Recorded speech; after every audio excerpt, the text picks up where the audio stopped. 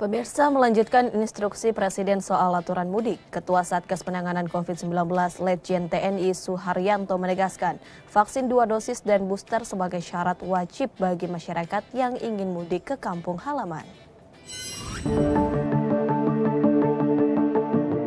Sejalan dengan syarat mudik yang ditetapkan Presiden Joko Widodo, Ketua Satgas Penanganan COVID-19, Letjen TNI Suharyanto menegaskan kembali aturan vaksinasi 2 dosis dan booster sebagai syarat utama pemudik pada Lebaran tahun ini. Letjen Suharyanto mengatakan masyarakat yang sudah vaksin lengkap dan booster tidak perlu lagi melakukan testing. Namun, bagi pemudik yang baru mendapatkan vaksin 2 dosis harus melakukan antigen 1 kali 24 jam atau PCR 3 kali 24 jam. Sementara itu, anak umur 6 hingga 17 tahun tidak diwajibkan tes medis COVID-19. Namun, para orang tua harus menunjukkan syarat vaksinasi COVID-19 2 dosis. Meski begitu, bagi pelaku perjalanan dalam negeri yang memiliki kondisi kesehatan khusus harus melakukan tes PCR 3 kali 24 jam serta melampirkan surat keterangan baik dari dokter umum ataupun rumah sakit setempat. Sedangkan bagi pelaku perjalanan luar negeri yang telah divaksin 2 dosis dan booster tidak lagi membutuhkan testing medis COVID-19. Bahwa Satgas ini bukan untuk membatasi para pemudik, tapi mudah-mudahan mudik yang dilaksanakan ini bisa berjalan dengan tetap aman, lancar, dan tidak terjadi penularan yang signifikan.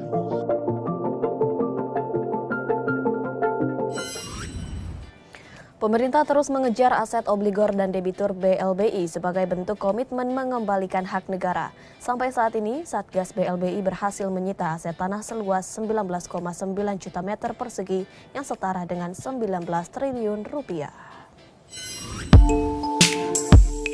Menko Polhukam Mahfud MD mengungkapkan, hingga kini Satgas BLBI telah berhasil menyita aset tanah milik obligor dan debitur dengan luas mencapai 19,9 juta meter persegi. Adapun jumlah aset yang sudah berhasil disita bernilai 19 triliun rupiah lebih. Mahfud menegaskan, pemerintah akan terus fokus mengembalikan hak negara. Selain itu, ia juga memastikan bahwa pemerintah akan terus mengejar aset obligor dan debitur BLBI. Namun di sisi lain, Mahfud mengaku tak mau ambil pusing mengenai perdebatan terkait kasus BLBI. Mahfud juga menegaskan, apa yang dilakukan dirinya bersama Satgas BLBI adalah demi kepentingan rakyat.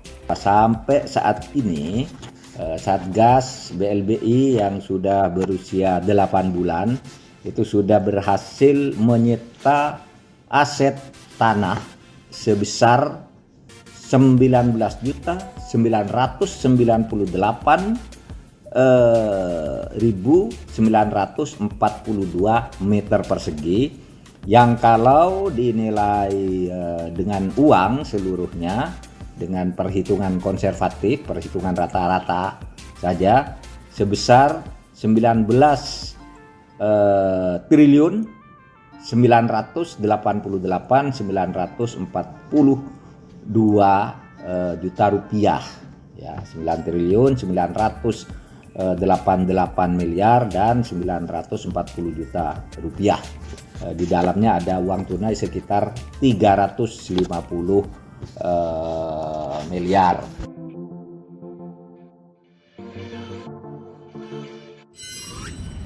Kita beralih ke informasi lainnya, pemirsa. Menteri Luar Negeri Retno Marsudi bertemu dengan Menteri Luar Negeri Tiongkok Wang Yi guna membahas kerjasama sektor perdagangan kedua negara.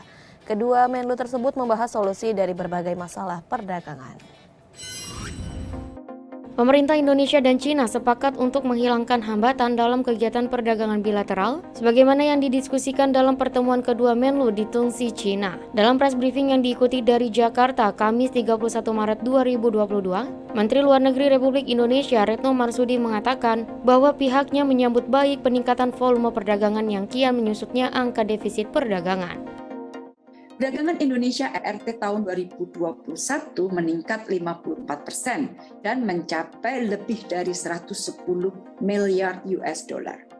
Kita juga bahas mengenai beberapa hambatan perdagangan yang masih dihadapi dalam perdagangan bilateral dan kita sepakat untuk bekerja sama menghilangkan hambatan-hambatan perdagangan tersebut.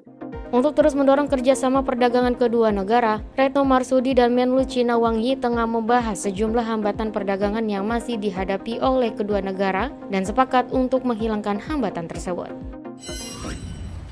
Menteri Perhubungan Budi Karya Sumadi melakukan inspeksi keselamatan dengan menyiapkan rem cek moda transportasi mudik Lebaran tahun ini.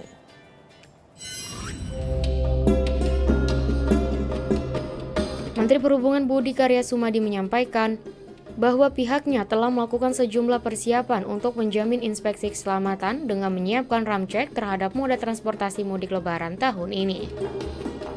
Menhub juga telah menginstruksikan kepada operator prasarana dan sarana transportasi untuk terus memastikan penerapan protokol kesehatan telah sesuai dengan ketentuan dari Satuan Tugas Penanganan COVID-19. Adapun masyarakat yang belum memperoleh vaksin booster untuk melakukan vaksinasi di simpul keberangkatan, seperti di Bandara Soekarno-Hatta, Pelabuhan Tanjung Priuk, dan Pelabuhan Tanjung Perak. Pada tahun ini, pemerintah juga memperkirakan bahwa adanya kenaikan angka masyarakat yang akan melakukan mudik Lebaran pada tahun ini, yakni kurang lebih dari 79 juta orang dengan Jawa Tengah, Jawa Timur, dan Jawa Barat menjadi pilihan daerah tertinggi untuk mudik Lebaran tahun 2022. Beberapa hal yang kami akan antisipasi, tentu tersedia kualitas dan kapasitas dari transportasi di semua moda itu. Dan saya minta kepada para dirjen untuk melakukan rem cek ya, bis, kapal, pesawat, kereta api harus dilakukan rem cek ya. Terus kita juga mewajibkan untuk melakukan pemeriksaan kesehatan bagi awak transportasi ya, pilot, nakoda, masinis, supir bis ya, dan bisa kita lakukan di simpul transportasi, di bandara, di terminal, stasiun dan sebagainya.